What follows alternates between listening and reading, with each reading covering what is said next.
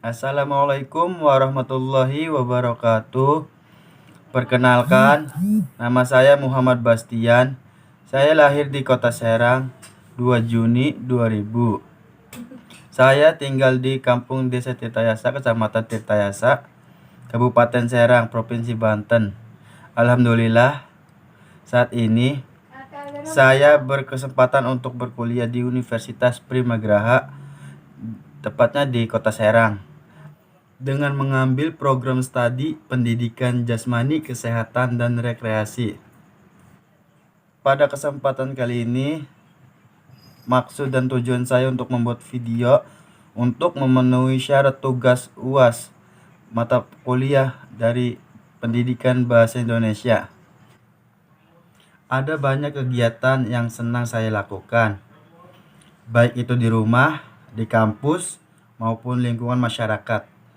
Ketika ada waktu luang di rumah, biasanya saya membantu orang tua atau kakak dalam menyelesaikan segala aktivitasnya di rumah.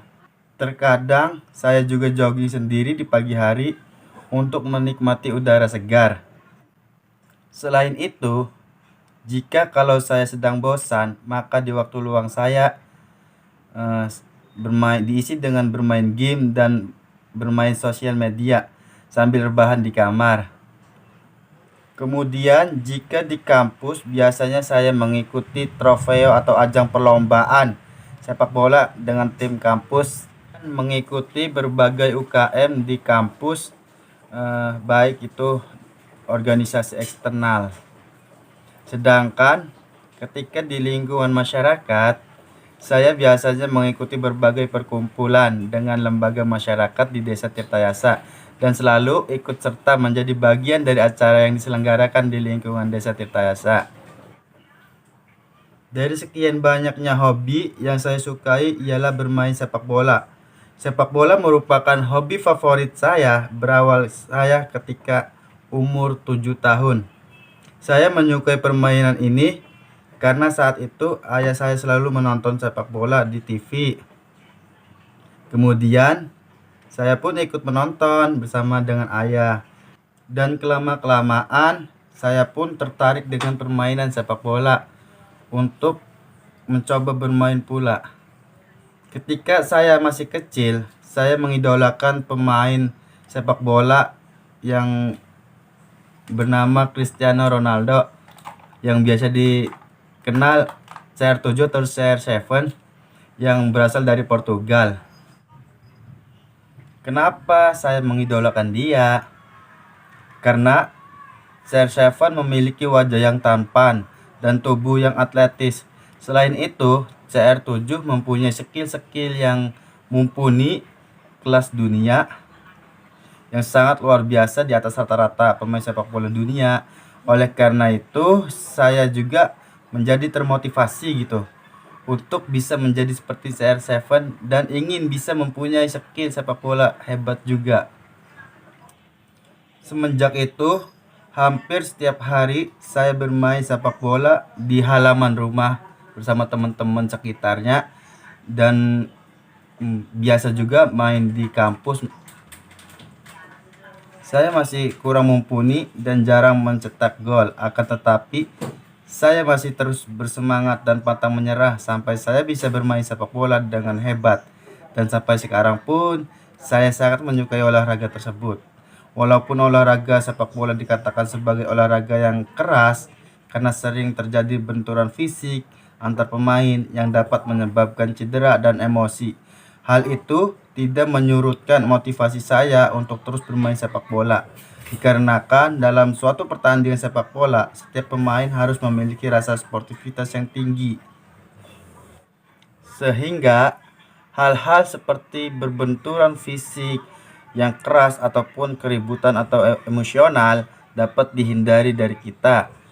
Sepak bola sekedar permainan atau olahraga yang membuang keringat saja, akan tetapi dari olahraga inilah juga memiliki visi dan misi yang jelas untuk kita menang.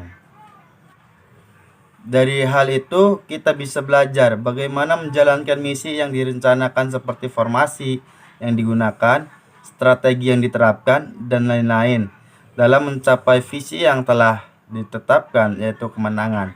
Selain itu, dalam olahraga sepak bola dan futsal juga diajarkan bagaimana mengatur emosi di saat situasi yang tidak sesuai.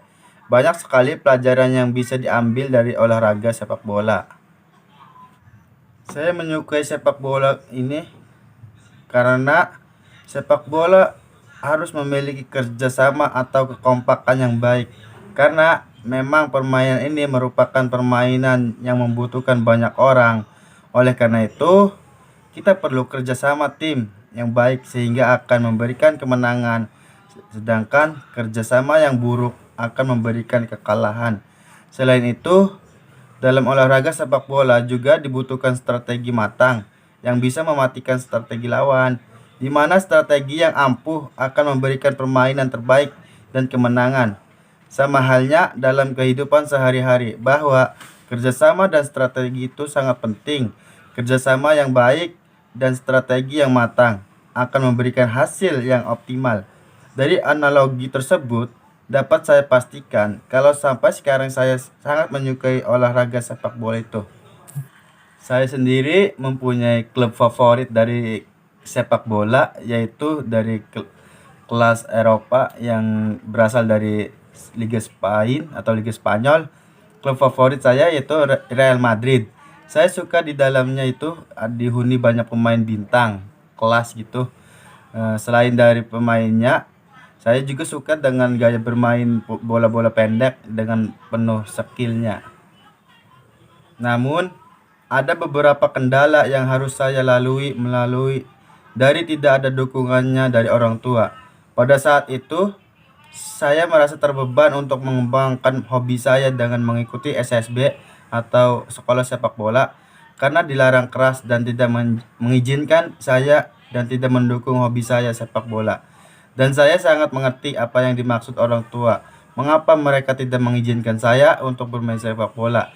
Karena ada rasa kekhawatiran bahwa akan terjadi kejadian atau kecelakaan yang fatal dan tidak diinginkan kepada anaknya. Tetapi walaupun ada terkendala seperti itu, saya tetap berjuang dan berlatih bermain sepak bola mandiri meskipun tanpa adanya dukungan dari keluarga ataupun orang terdekat.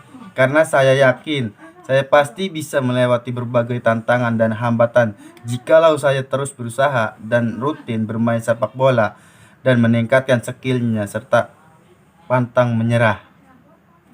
Kesimpulannya dari kisah yang saya sudah diceritakan dan sudah dipaparkan, harapan saya semoga saya bisa menjadi pemain sepak bola terkenal dan bisa bermain klub sepak bola Indonesia, dan harapan besarnya bisa tembus tim nasional dengan rasa bangga, bisa membela negara sendiri dan mengharumkan tanah air ke luar negeri.